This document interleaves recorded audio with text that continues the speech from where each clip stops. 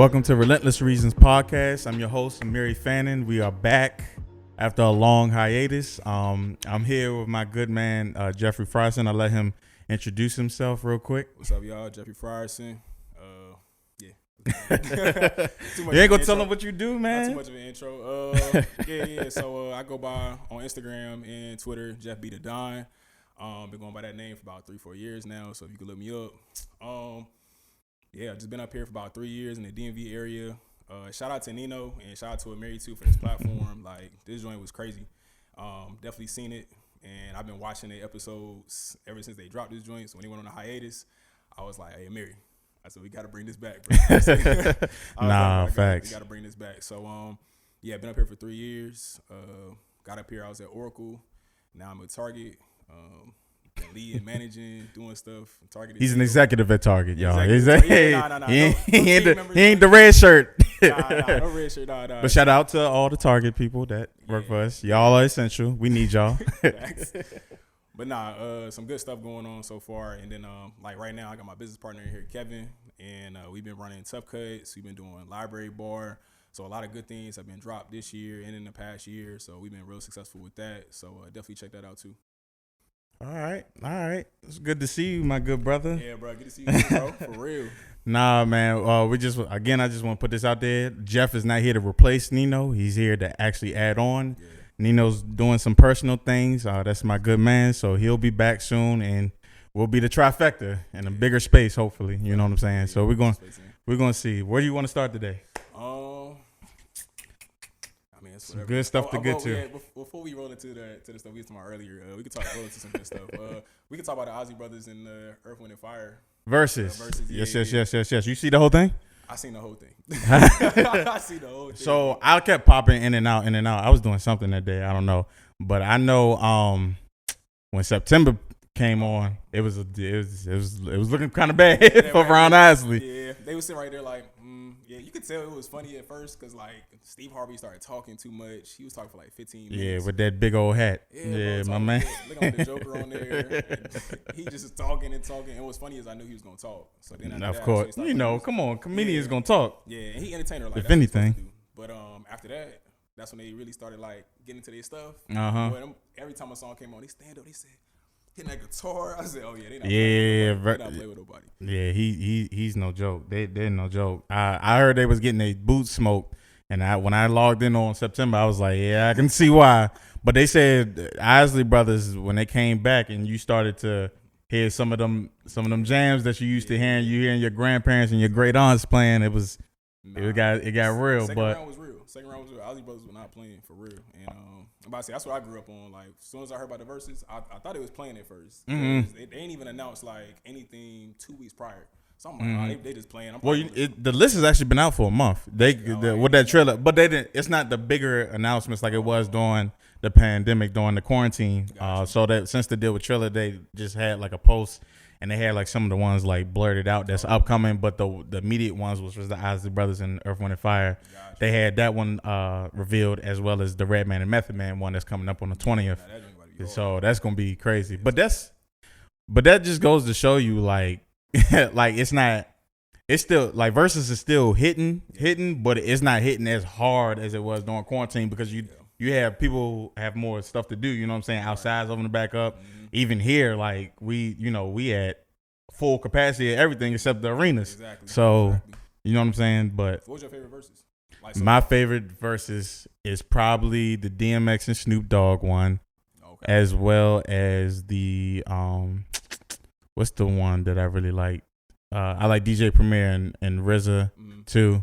I like that. But those are probably my two favorite. I can't remember it. Oh, Jada Kissing Fab, but that didn't go too well. Yeah. That didn't go too well for Fab. Yeah, so some of the verses you know what I'm saying out too. I'd be like, man, you got one person, all these stuff going the Nelly joint. Who was he going against? Yeah, he was going against Luda, but that was spooky too. The reason that wasn't good is just because of Nelly's Wi-Fi, not even because of you know what I'm saying. But speaking of DMX and Snoop Dogg, we want to say our prayers and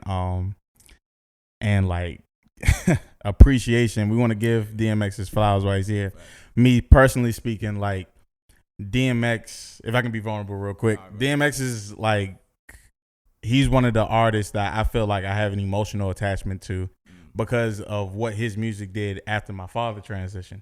So I think that, and just like me, like my reference point for hip hop kind of starts around his era. Like, you know how we, like, usually our generation, like they don't start their music or their hip hop understanding until later into their like teenage, preteen. Mine, because my family's so, you know, musically inclined, like I started hip hop early. So, you know what I'm saying? Like growing up with that and my dad introducing him to me as well as others, like I have like a strong emotional attachment to. So losing him, which was or like, you know what I'm saying, him being who he is, you know, and losing my dad, he kind of helped me get through the healing process of that. So like, this is just like, I've really taken it harder than I thought I was. You know what I'm saying? But I just wanted to send a shout out to DMX. Prayers up to him and his family. We hope you get well. I believe in a higher power that will get you out of the situation that you're in. You know what I'm saying? And what's your thoughts on it? Yeah, the support is crazy. Like, I've been seeing a lot of support go out, and I know, like you were saying, like growing up, I was listening to that rap early. Right. Yeah, I was so into that early on.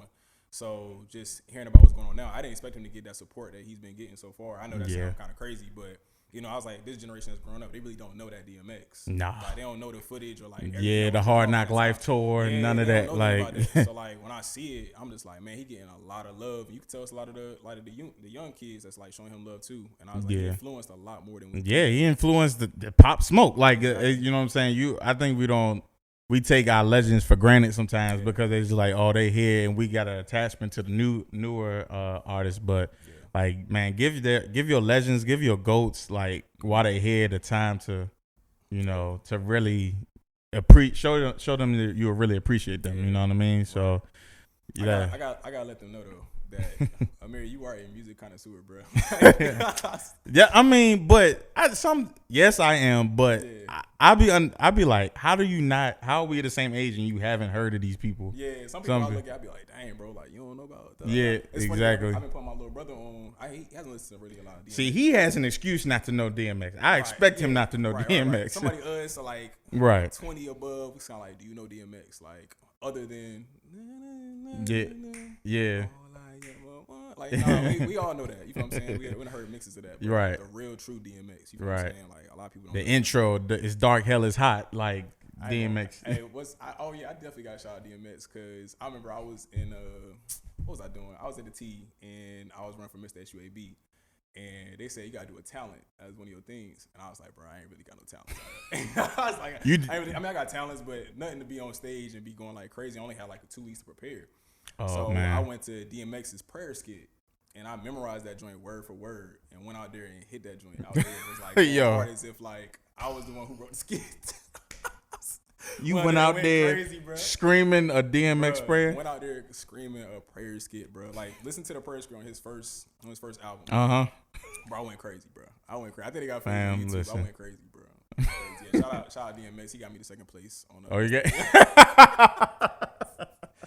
Hey, yo, now the dude who won, he started singing, and I was like, yeah, he got it. He got it. It was a whole bunch of girls in the crowd. I said, yeah, he got it. It's a popularity contest, not a, you know. Yeah, I wasn't about to go out there and sing, and I wasn't about to go out there and rap. I said, I'm about to do this. It happens, man. Yeah. It happens. But nah, DMX has influenced a lot of people, including me, and he definitely a legend. 1000%.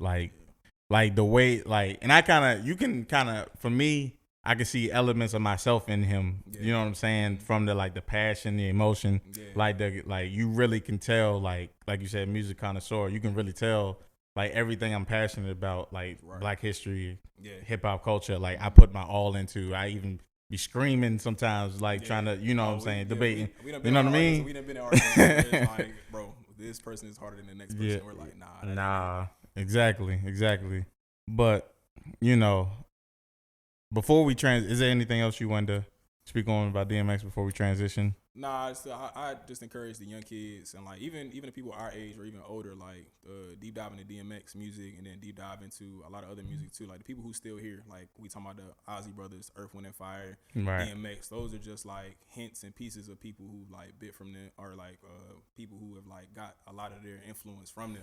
Yeah. So it's a lot of our artists, our favorite artists, who has got a lot of their stuff from them. And I would encourage all of us kind of like take a deep dive into the music that was there before and see how it's influenced. Yeah, and I'm that's kind of crazy that you even said that, like, influenced our favorite artists, because I did see some of the comments, like, on the verses, how people were amazed, like, when that Isley Brothers song, I can't think of the title off the top of my head, but the one Ice Cube used, everybody didn't realize, like, that was the Isley Brothers. It's like, this is where this from.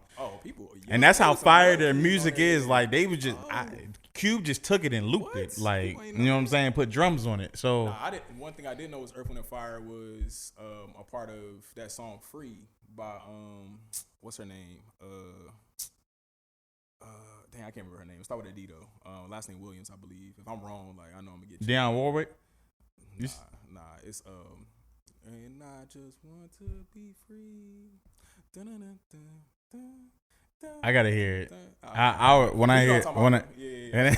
He like Rob, like, yep. I don't know if they produced it or they was like with her and they were all together and they just hopped in the studio and was like, "This is it right here," and she was like, "All right, this is it." And ever since that joint dropped, like, that joint was fire. I was like, "That's what's up." So it's a lot of people encouraged a lot of people to be like, "Nah, take that next step. Go ahead and that whole Motown.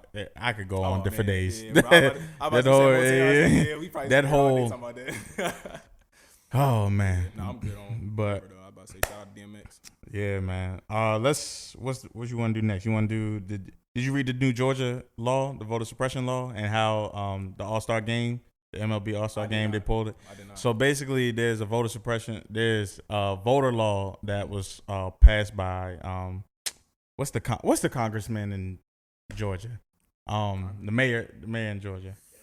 Kemp, yes, Representative Kemp, and he passed a law that basically, essentially, the law it limited the amount of mail-in ballots you could send. Wow. So because that's like clear voter suppression. Yeah. The MLB pulled their All-Star game. What's your thoughts on that? I seen the MLB pull their games from there. Do they always host it there though? Like, yeah, a lot of people host All-Star and those big events in Atlanta, in Charlotte, and Houston, Miami. I remember when Charlotte went through its thing where there was like it was basically a lot of like anti-gay or anti-LGBT stuff going on. They were just like, "I'm pulling the NBA All-Star game from here." Like, "Nah, we're not doing this," and that happened. Yeah. Oh yeah. That was a couple of years ago. I remember that. I forgot what it was called. It was like HBA or HB something. Yeah. But yeah, I mean, I agree. I feel like the MLB should have taken their stuff. Yeah, that's clear. You know what I'm saying? That's just, again, going back to systemic racism and stuff like that. Like all the stuff our ancestors fought for, and now it's like it's little subtle things. That's why I always express to people, like, we can't just look at this thing from a surface, but like just somebody's calling you the N-word, that doesn't mean that they're not being racist. You know what I'm saying? How are you not gonna identify like the legislative things, on the state level, and even sometimes the county level. You know what I'm saying? Like, you have to pay attention to those things. Which is why I always say being involved in your local and state politics is actually more important than the general election, because that really affects your day-to-day outcome and living experience. So I feel like what we've been through these past 4 years, like Republican Party with the Trump supporters, all that stuff, that was a time where I was almost devil's advocate and was just like, now we're finally starting to see how politics play effect in our lives, versus like we felt comfortable with Barack Obama, we felt comfortable with whoever else was before him too. I feel like with the Trump era, we were so focused in, like, it was ridiculous, and I was like, yeah, not having him in office is cool, because like now I feel like we're getting back to that comfortable state, and I feel like some people walked away from it like looking at still stuff like this, like looking at the laws being changed and so on and so forth. I think you have to pay attention more now under the Biden, because this is why I tell people, don't go blindly vote Democrat. Like, to me, they're both fangs on the same snake. It's different fangs on the same snake. Like, just because somebody's not doing something outwardly, like, you got to look at the devil's in the details. Yeah, you know what I'm saying? You don't know what is going on in those papers. Like the Clinton crime bill, that was drafted up by President Biden. You know what I'm saying? So like, just because he's not outwardly racist like that, or, you know what I'm saying, behind the scenes, right? You don't know exactly. Yeah, exactly. So we got to pay attention to that. You got to pay attention to what's going on, which leads me. Right. So separate but equal. Like. Well, we can go ahead and talk to the elephant in the room then. What do you like? And before we get into this, we show empathy for our Asian community. You know what I'm saying? Discrimination and racism towards any minority is not good. Having said that, what do you think about this narrative that black people can be racist towards the Asian community? Like, I've been seeing a lot of that, and I've been seeing them hijack. It started with the hijacking of Black History Month, where they tried to say stop the Asian hate, right? You know what I'm saying? Like, I felt like they were attempting to change the narrative, not change the narrative, but kind of interrupt our time. Take it away from right, Black Lives Matter right. And granted, the mass shootings is a terrible thing. You know what I'm saying? Dude that did that deserves to be punished, but come on, fam. Like, you know what I'm saying? How much are we going to do, and how much are we going to allow you to take this narrative and kind of spin it back on us and be like, well, y'all are not doing this. Y'all are racist towards us as well. And all these false narratives that they're being pushed out behind this. Yeah, I don't like it. Yeah, like Amiri was saying, like, shout out to the Asians that, I'm about to say, we ain't in here to bash nobody or anything like that. But it's an obvious flip. You get what I'm saying? And what's funny was I was just sitting here talking to Amiri before this. I didn't even really see that bill being passed, or what was it, the grant? Yeah, I know he's about to hit on it later. Yeah, no, you good. Hit on it now because I actually just found out about it. So I'm gonna just read it. This is straight off of WhiteHouse.gov. It's called Funding for AAPI Survivors of Domestic Violence and Sexual Assault. Cool. The Department of Health and Human Services is allocating $49.5 million from the American Rescue Plan to a new grant program for community-based, culturally specific services and programs for survivors of domestic violence and sexual assault who face additional barriers to services and safety, such as language access barriers. This program will expand services to domestic violence survivors from the Asian American, Native Hawaiian, and Pacific Islander communities. So, as you can see, they have time, and they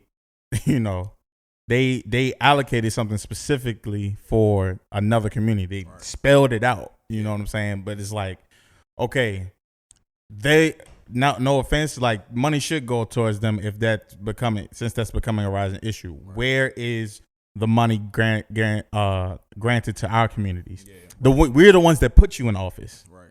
Biden and Harris. We're the ones campaigning the hardest. We're the ones front line and doing the early voting registrations, right?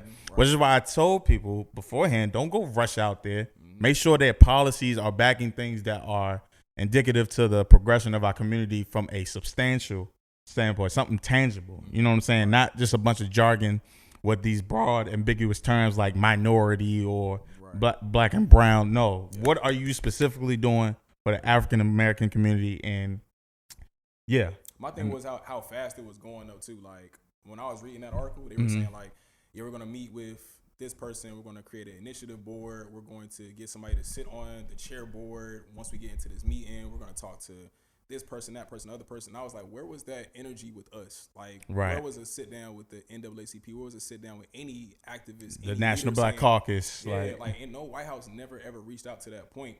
And Ice Cube even had a 50-page document prior to the national election. Yeah. You know what I'm saying? They introduced, but he got so much backlash because he introduced it to both parties. Yeah, and that's the smart thing to do. That's how you control your politics. Exactly. You know what I'm saying? You got a lot of hate for that. And I hated that because it was funny because, like, when you look at the video of, like, before Ice Cube even came out about anything with the... Yeah, we're not canceling Ice Cube.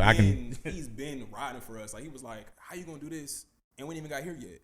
How we gonna talk about this? We not here yet. He said, y'all are moving too fast, and y'all need to take a step back and really realize, like, we need to be asking for this. Right. We deserve this. It's never been I think we should get a little bit of this. I think we should get probably like $50 every check. Like, no, bro, it shouldn't be like that. But this, you know what this reminds me of too? This goes back to, if you don't control your economics, you don't control your political narrative. Like, if you don't have the resources, if you don't have the money to set a foundation, Dr. Clark Anderson actually teaches about that. Like, you don't control your media outlets, you don't control your education, your finance, or your politics. And we have to, and I think we have to get away from just social action and stuff like that, and we have to start practicing group economics. The reason why you see, I think part of the reason why you see this emergence of prioritizing the Asian community and the Pacific Islanders on such a broad, in terms of legislatively, like you know what I'm saying, like executive orders in that nature, is because how powerful their finances is. A strong man is strong everywhere. Yeah. So if you see Chinamen get respect everywhere they go because China, the nation, is strong. So we have to, in order for us to have that change, we have to start creating that foundation for ourselves. You know what I'm saying? Like I think the black community gets so caught up emotionally on these agendas that you don't even realize, like, in order for your change to come, you have to start here with it. You know what I'm saying? So I think that's where it goes back, and which is why these mass shootings won't continue. Yeah. They won't continue. Like, you know what I'm saying? But especially when America has like money and commerce dealings with these nations. You know what I'm saying? Like, right. So I think we have to undo what's been done to us, but we have to do it smartly. Don't get just emotionally attached on these things. I think we getting there. I think we getting there slowly. And I think it's a couple people out there who are starting to realize, like, okay, this is how we need to get it, and this is how we need to fight back at it. That's why I feel like these past 4 years, I feel like there was an advancement with us. Just a little bit, though. I feel like, I ain't going to say huge, but it was an advancement with us. Financial freedom.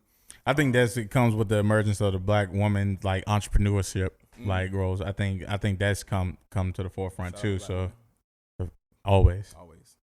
We love black women. But no, definitely. I think they've been on the forefront of it. And, right.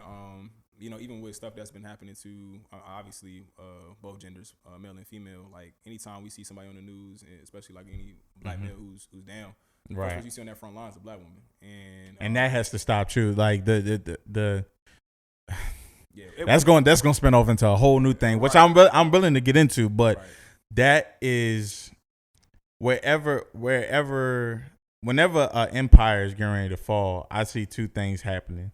The lack of the family nucleus, which means the respect between the man and female, the relationship between that, and, respecting the differences in roles. When that starts to crumble, and when the finances start to crumble, the community surely falls. You know what I'm saying? It starts to fold because no one's playing the role that God intended for us to do. You know what I'm saying? This is not even a religious talk, like, just from a spiritual divine order. Like, God put man here for a reason, and God put woman here for a reason. Until we start respecting each other for what each other does, like, it'll constantly be like that. Which is why you see, like, I think part of the reason why you see, like, the marriage in the black community for black women is so low. You know what I'm saying? Like, it's so much, so much that, you know what I'm saying, that healing that has to be done, but that family nucleus has to be respected, and the roles have to be respected. You know what I'm saying? Examples of it too. Right. If a woman's not in the home, or if the man's not in the home, exactly, how they play a part, to the point now where it's like, exactly, even people our age, like, we know what it'll be like for that young man or that young woman growing up if they're missing either or. Like, we're kind of like, she gonna grow up like this, and you did grow up like that. Right. That sucks. Why not make that change? Right. Go ahead and make a difference on that. You get what I'm saying? And that's how, like you said, it's a trickle effect though. Like, just that little stuff can end up having us at an economic state where we are inclining. You know what I mean? Where we're like we're increasing. We have to where we can show. Like, we have to learn to trust and respect each other. I say all that to say, like, this goes back to practicing what, you know what I'm saying, the group economics, and us uplifting each other on all levels, you know what I'm saying? But it starts in the home, you know what I'm saying? And then from there, like, you build from the home, you build your neighborhood. From your neighborhood, you build your community, where you control everything. Right. So, you know what I'm saying? Like, that all has inner workings that we have to learn to start to tap into. You know what I'm saying? So I was talking about this a while ago. I actually fell back on my word, which I shouldn't have, but I wanted to sit down on some city council meetings locally. I feel like that was like a thing that we don't talk about enough. It's like sitting in those city council like the town hall meetings and stuff too. Town hall meetings, like sitting down in there and seeing, like, what our governor is doing, what the mayor is doing, people, secretary, treasurer, like, what's going on in the state. I feel like I've been lacking on that, but I remember when I first looked into it, I was like, oh, we doing this? Oh, this is how the area gonna look now? I was just having a talk, like, this whole area, in Oxon Hill, this is where a lot of gentrification is about to start happening. And it's already started. Yeah. Oh yeah, it's already started. You know what I'm saying? I remember when I was in Capitol Heights, staying it's even worse. Over there. Boy, I'm traveling. You know, that's when I first moved up here. I'm traveling. I come up here and I'm like, oh, it's rough looking over here. Like I'm traveling the streets. I'm like, dang. I go to my apartment that I was about to move into. This joint, it's a totally different island. Yeah. Everything look amazing. They got a little water fountain in the back, like a lake. I said, oh, this is nice. But yeah. Yeah, they shipping us all over they pushing us closer in and closer in. Yeah. You know what I'm saying? They did that in DC. They're doing that in DC too. And if you look at Southeast, like there's some places that they're really gentrifying really heavy. You know what I'm saying? Yeah. We actually I think we talked about that. Like, this is a while back. Me and Nino talked about that. Like how they're constantly redlining different areas and denying people loans certain places so they can't move in, and you know what I'm saying, or raising the value of the property so you can't afford your rent or you can't afford your mortgage there anymore because the property's gone. You know what I'm saying? The property value's gone up. So yeah, it's really happening bad in front of us though. So it's like if we're gonna sit right here and let it happen, then it's just gonna keep happening. And that's just what we see. So what do you think we should do then? Well, like in terms of this, like what are also your thoughts about like the whole, you know what I'm saying, us focusing on us and not, you know, jumping on the bandwagon for these other communities? I feel like we're jumping on other bandwagons to help. I feel like we've always been the help though. Like the African American community always been the we help. Gotta stop. Yeah. I'm like, we always be like, when we look at each other, it's kind of like, yeah, bump that mug, But we look at another group, we're just like, oh, they successful, bro. They like that. I'm trying to be like them. Like, we the most copied group, culturally. And then people want to be like us. They bite us, they copy us. So I think the main thing is, and like you said, starting a house. Like building that foundation of what you want to see. Making the main thing the main thing. Yeah, and then keeping the main thing. And then go back to community watches. Go back to what the Black Panther Party had started from the jump. Like, take care of yours and what's around you. Like, we need to feed our families. We need to go out there. We need to provide for our families. Build up our community first. Have our own black schools. Have our own. My sister actually goes to Pan African school. Oh, for real? Yeah. She's been going this since. Is in Maryland? Yeah. Yep. It's in Largo. She's been going there since she could go to school, which is like 3, 4. Yeah. So that's all she knows, which I'm glad they have that. Like, she has that Afrocentric view of the world before she goes into public school systems, and you know what I'm saying? Yeah. Like, and gets tainted with all the false stuff they're gonna feed her. You know what I'm saying? She'll have a solid foundation. You know what I'm saying? And I feel like if you go, it's some people who can take away. If you got a strong household, this won't happen. I feel like, or it may happen. But I was blessed because both of my parents was Pan African. So like for this example, like let's say for example, you go to school, right, and all you learn is Eurocentric stuff, and you have no identity. You're going through. They're never telling you how the African American community, or Africans in period, when they we're here, how they help build out what's over here now, how they established a lot of stuff over here physically, and on top of that too, intellectually. Like, we did a lot of things over here. So if we're learning about that Eurocentric wise, and we don't care about that in school, you have a whole bunch of kids, African American wise, in school, they tap out. And what do they lean to the most? The person who's going to show them the most confidence. And that could be rap music. That could be sports. Or what's going to put money in their pocket the fastest. Exactly. So it's like, if for example, she's going to that school, she's learning about how things that start off from the jump and how that can influence what's around you now. Yeah, so and they don't start with the slave narrative. We talking Kemet, Nubia, that's like foundation. That's right. Like, when you start off like that, you understand, your mind is automatically developed. Like, you looking into like, okay, this is how I enrich my family, and this is what I need to keep around. And it started building all into family. Like, we hear literally like family nucleus. Yeah. And we hear from a family. We start in a family. That's how we move. I actually have not to cut you off. I have a best friend. I'm not gonna say his name on here, but he told me verbatim on the phone. I think we was talking like 3 or 4 months ago, and he was just like, he's like, you know what? He was like, you know what, bro? If I would have learned the stuff I'm learning post, you know what I'm saying, post high school in terms of Black history and like the important things of like what's going on in the government and how they, you know what I'm saying, mess with these policies and how some of our ancestors and elders fought to do that. He said if he'd have learned that in his 9th grade, he would have been more interested in learning. He'd have been more interested in education. But he said by the time 10th grade, he was just trying to get out of there. He didn't really have an interest. And I think I told my mom this too. I was like, the importance, especially for black men, to be able to see themselves in history, to be able to see themselves in the picture of education is important, because if you don't grab them by a certain age, they clock out. Yeah, you know what I'm saying? They have no interest because they can't mirror themselves in anything. Yeah, you know what I'm saying? They have no foundation or no sense of purpose or interest, but you know what I'm saying? Or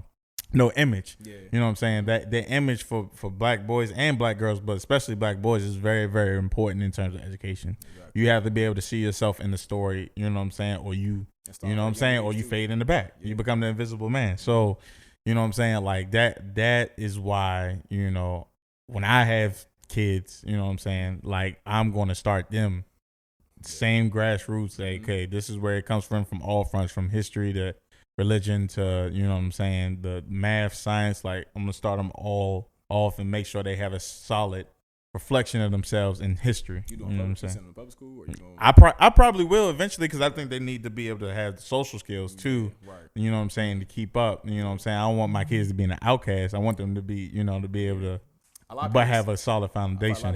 A lot of parents. My fault, I ain't mean cut you off. No, you all right. A lot of parents send their kids to school as like okay, I'm going to work. I'm glad they're going to school. I can't wait for y'all to go to school type thing. And when they get home, it's like all right, I'm about to relax. Like, do your homework and let me know you done your homework. Yeah. It's never more like, okay, I'm about to feed my kids this and that. Yeah. Or what's going on outside the world. I plan to start them at 1. Like, this, like show the timeline. Yeah. Here's where we are. Yep. Why is this person important to us? Why is this person? Why is this event important to us? You know what I'm saying? Right. Just, you know, not the traumatic things, because we always hear about the massacres and the assassinations of our leaders and stuff like that. Exactly. But if you can show them, you know, give them that history, but start them off with a foundation of when you flourished and you civilized all the continents on the world, you know what I'm saying, before there was a European man. Right. Like, you know what I'm saying, they'll be able to see themselves and actually have a genuine interest. Yeah. And, you know what I'm saying, not in education, but also may even tap in early on what their purpose in life may be. Exactly. You know what I'm saying? So I look at it from that perspective, and I think the onus is on us as black men, you know what I'm saying, to do that as well. You know what I'm saying? Don't just leave it to our sisters, you know what I'm saying? Even though mothers are usually the first ones to feed that, you know what I'm saying? When the fathers, the men's, like, responsibility is to provide structure in the organization. So, like, that has to be reinforced by us as well. Yeah, and I think now, I ain't gonna say now, I feel like as we continue to keep growing, and I feel like the more and more the young black kids start growing up, young black men boys start coming into men growing up, I feel like they're gonna know that structure.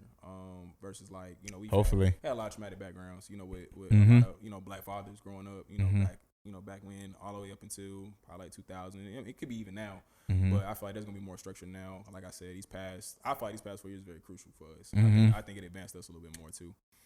Just for us to really sightsee and be like, okay, this was what was wrong with us. This is the things that we fought against. Now it's time for us to take that next step. Because it's like, if you out here and you fighting for whatever, and then all of a sudden you just quit, you know, it's kind of like, you know, you missed a vital part of what you should have been doing, and how you should continue to keep doing that, versus just like, you know, I'm not really gonna do anything. I did that. That was a good moment. Now I'm about to continue doing what I've been doing. Right. So we can't take a step back. We got to continue to keep good progressing. Yeah. I agree. It's gonna take us coming together as a community, and it's gonna have to continue to keep rolling. But yeah, the way we advance, and I don't think there's no specific way. I think we just all have to really make sure we're intact with our community, understand who's around us, what's around us, what policies are being pushed out, making sure we are making that vote, and we are the ones in that room to see that policy go through and affect that change, and then bring people behind us and create that change. Like, I think that can be essential for us. Yeah, I agree. In the advancement of us in different areas of the world. I agree. Not just in America. Yeah. So what else we got? Let me check my list. I think I hit off everything on my list. The voters' law we talked about. The Asian discrimination and hijacking. I want to talk about the mass shootings, but I ain't really even like.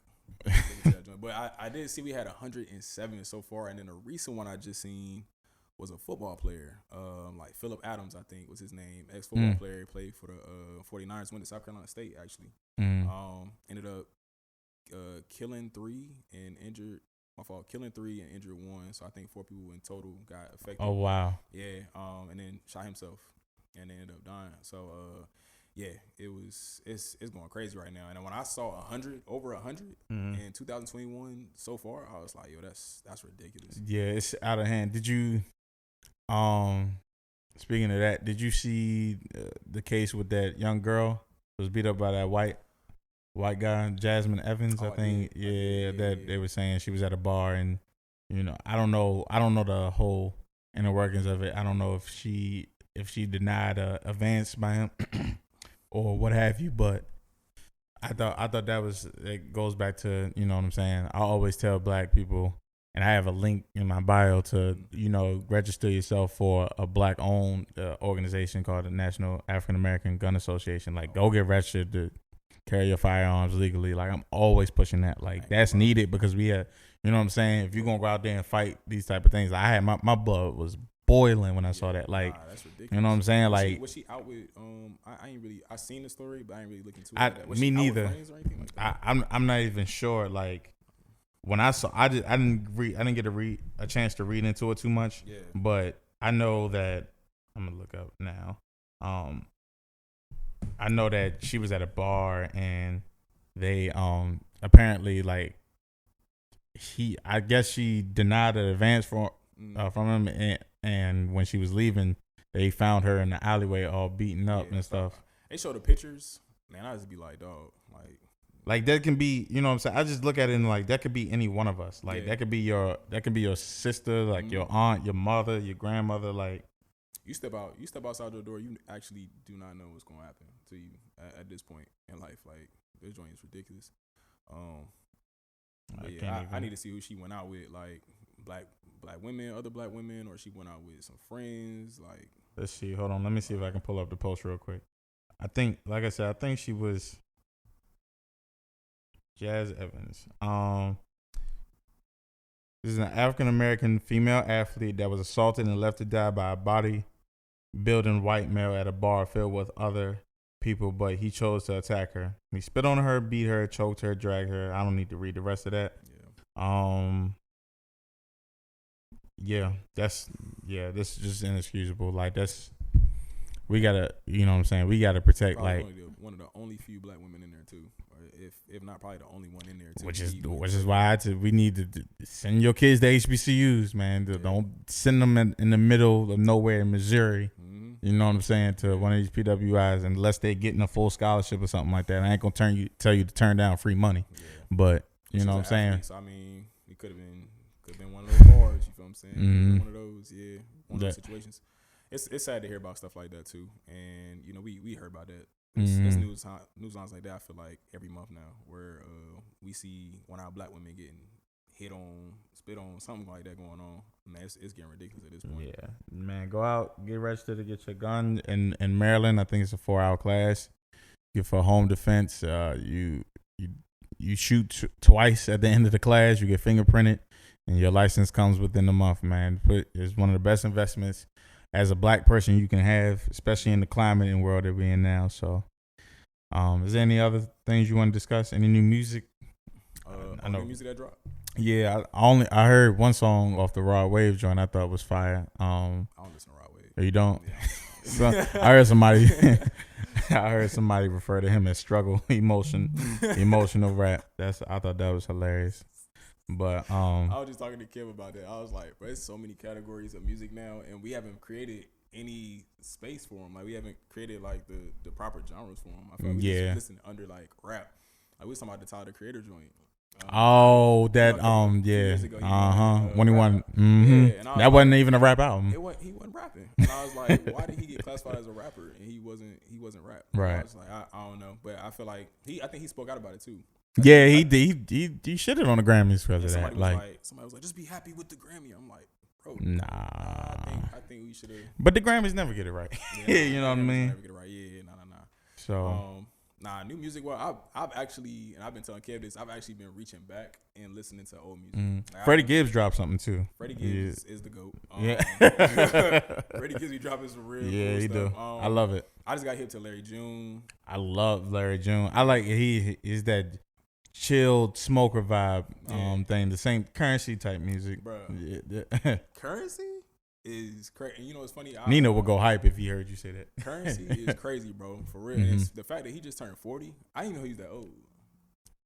He been out since like 03. Exactly. Like he's been around for a long time. But 04. in my mind, Currency still sound young to me. Like he still sound like how he first came out. So I'm like, oh yeah, you know, I ain't tripping. He actually just dropped the tape, and my favorite song for there is called Above the Law. I'm gonna go listen to it. Yeah. The one thing I like about our people we grew up with, like we're seeing them age. I think this is the first time we're seeing them age gracefully, or we're seeing hip hop legends age gracefully and still rap at a high level. You know what I'm saying? Or produce quality music at a, you know what I'm saying, at an older age. So. Yeah, I've been reaching back listening to a lot of older stuff though. On top of like listening to new stuff, and then like you know being with Kev, he'll put me on to like some artists in the area, like in the DMV area. I'm from North Carolina. Oh, you like DMV artists a lot? Yeah, so like he'll put me on. They all sound the same sometimes to me. some no, they do. Some of them do, but well, you know what's funny is when I first moved up here, a lot of people didn't know about him, but Band Hunter Izzy. No clue. Yeah, I have no idea who that is. From Baltimore, and I had Corey listen to a freestyle from him. He was in Capitol Heights, and bro, he be going, bro. And he from Baltimore. I'm gonna check him out. And what was funny was when me and Kev, I don't know if I say this. What you do? What happened? We went to Baltimore. We went to a club, and it was. It's bad. Something bad? Nah, it was during the pandemic, but. I mean, it came and go. And now it's on there. You now. know what I mean? Anyway, went there and I ended up seeing Band Hunter, but he went past everybody. I'm sitting right there like, you know, from North Carolina. So I'm like, oh, that's Band Hunter. Everybody like just walking past him. I'm like, dang, that's crazy, bro. Because I was like, he ain't my top 5, obviously, or top 10, but he a dope rapper. And I was like, okay, dang, that's crazy. But you know, he in his surroundings, so like, you know, he doing his thing. He walking around. You know, this where he from. But yeah, and then I've been listening to a lot of my friends who I grew up with, play football with. They making music. Yeah, I wasn't gonna say his real name right here, but I got an album. Rich, I'm gonna plug. Shout out to Mr. Yuck. Oh yeah, TPM. We got music coming. Don't you worry. Yeah. September. September time frame. I didn't know if he could release that on air. No. That's the date plan. So okay, cool. Well, we gonna see. We're gonna see. Hey, bro, I'm looking forward to this, man. Like I said, you a music connoisseur, bro. So I'm ready to appreciate how this about to turn out for real. Appreciate it. But yeah, shout out to a local artist as well as whatever artist is big out there, man. I'll be supporting it regardless. But yeah, shout out to my hometown, Treyford, Winston-Salem. So like Ellis Ridge, shout out to TJ. You just gonna shout out everybody, you know. Shout out all in Winston-Salem. If you an artist out there, shout out to you. I definitely be listening. And I've been putting my homies up here on. So I stay tuned. I stay tuned in. So okay. Yeah, no doubt. That's what's up, man. Yeah. Anything? Music-wise, I ain't You got anything else you want to discuss? Man, you good. Look, I'm just excited that this is the first episode of many episodes to come. We back, man. I appreciate Amiri and Nino. Like I've been looking at their stuff beforehand, and I was like, yo, this is a lot of great content that they drop in. A lot of great. Well, we're glad to have you, sir. Man, I definitely appreciate it. I'll be here for a long time. So, man, no doubt. Yeah. All right, man. This is Relentless Reasons. We back from my highs. We'll see you soon.